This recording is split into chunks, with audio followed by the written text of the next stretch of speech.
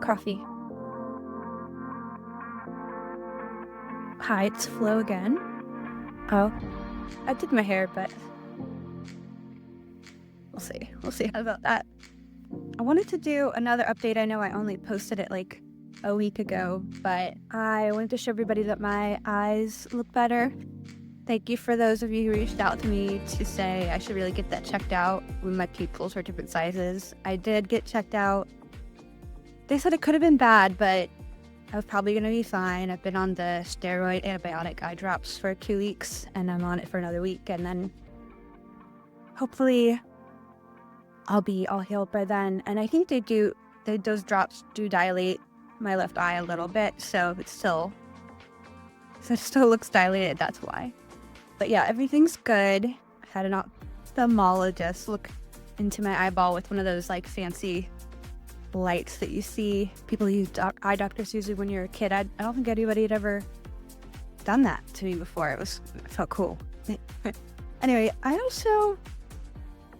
okay, jaw surgery update. I always say where I'm at. I'm about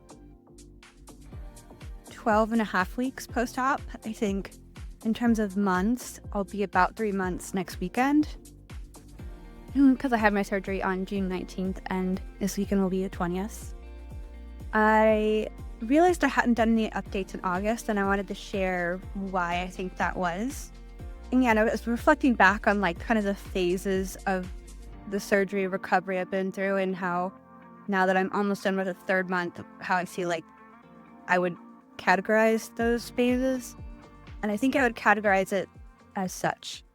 The first 4 to 5 weeks was the aching pain and discomfort of the surgery itself. The second month, your mouth is just really tight and sore, and it's a different type of discomfort. The third phase, I had no idea was coming. I was sort of like just overwhelmed and mentally struggling more than before.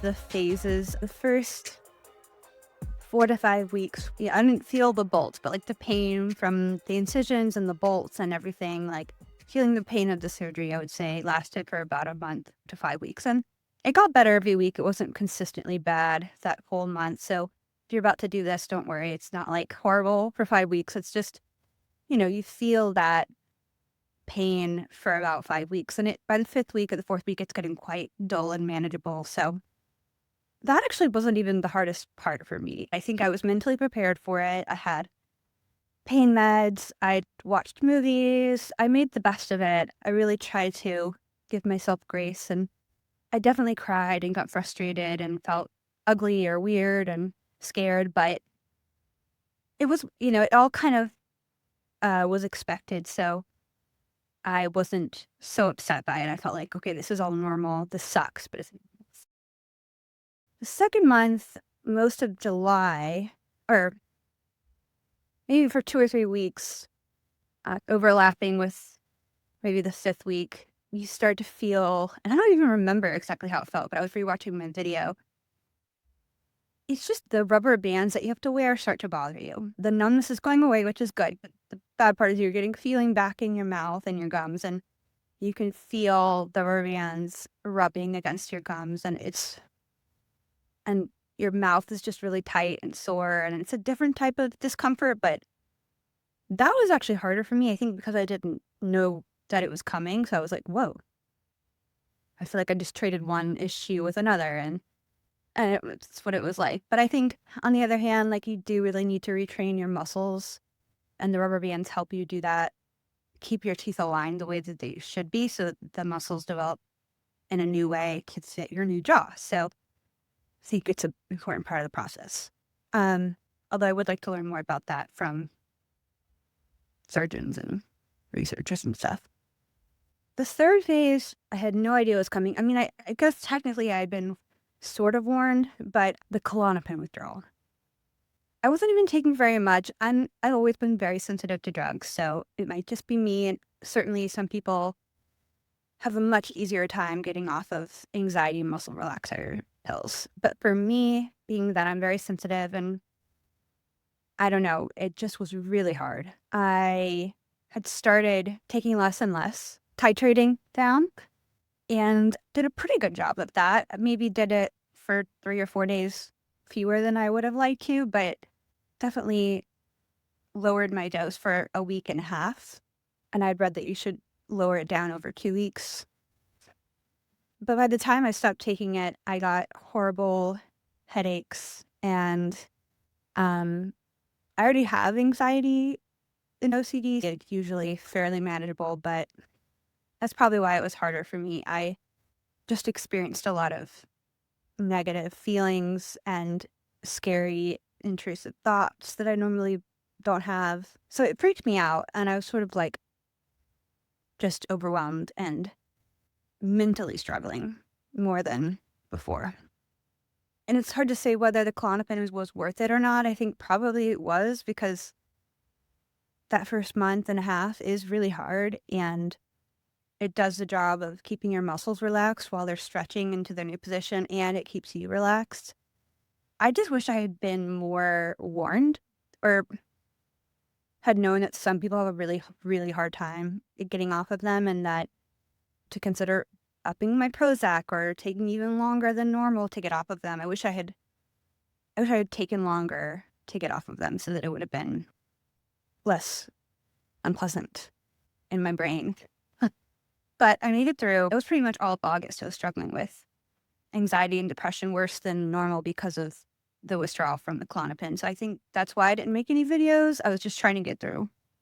And it was such a weird feeling, because I was getting my energy back, and I felt physically more normal, and I felt like I wasn't in pain or discomfort much anymore, but I was having these mental health issues. So that was phase 3. And then I started feeling better, and then I got hit in the eye by a rope. And that's been kind of tough. But yeah, I just wanted to give an update on that, because it could be helpful to other people who know that they're kind of a sensitive person, or they have mental health challenges that they want to be cautious of when it comes to medications and surgery. The other 2 things, so in terms of like symptoms and stuff, my biggest issue right now is I'm supposed to wear rubber bands at night, and these 2 teeth, like, they kind of hit this one up here and this one down here had a lot of gum recession, and it hurts.